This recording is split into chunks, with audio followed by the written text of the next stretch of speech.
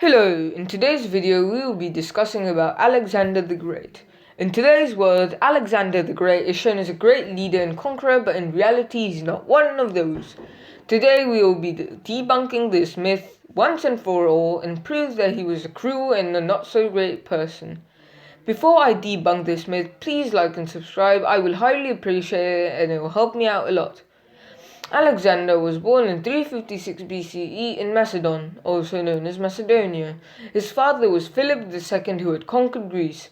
Philip II had won this war using his highly disciplined army and the Macedonian phalanx. After he was assassinated, Alexander inherited his father's army. He didn't build it, he inherited it. His conquests of Persia were mainly successful due to his inherited army. This army was a very disciplined army, in contrast to Darius III's army. His army consisted of different peoples who spoke different languages and were generally led poorly. He razed Persepolis, a grand city, in a drunken rage and killed many people during his rule. My main focus of this video will be about Alexander's so-called victories in India.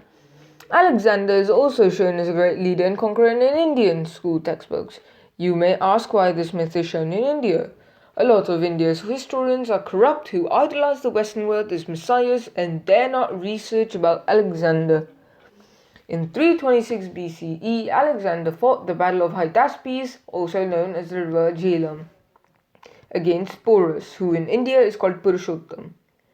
The widely accepted story is that Alexander won against Porus and was very impressed by him and rewarded him. This is not true because Porus and Alexander are only mentioned in Greek sources and not in Indian sources. Even though Alexander's successor Seleucus Nicator is mentioned in Indian sources extensively. This king called Porus ruled an area between the Jhelum and Chenab River. His small kingdom was on the doorstep of one of the greatest universities of ancient times, Takshashila. If this battle was great, then there should have been accounts and records, but there are none. The University of Takshashila was only around 160 kilometers, 100 miles away from the battlefield.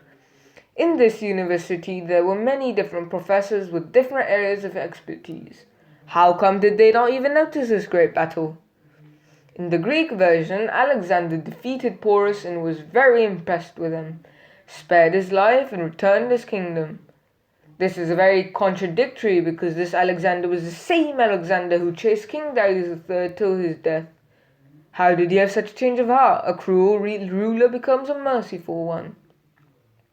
The Greek version also stated that his soldiers were tired and wanted to go back home. Why did they want to go back home at this specific point of time and not earlier? It doesn't add up. Strabo, a Greek historian, wrote, "Generally speaking, the men who have written on the affairs of India were a set of liars. Of this we became more convinced while writing the history of Alexander."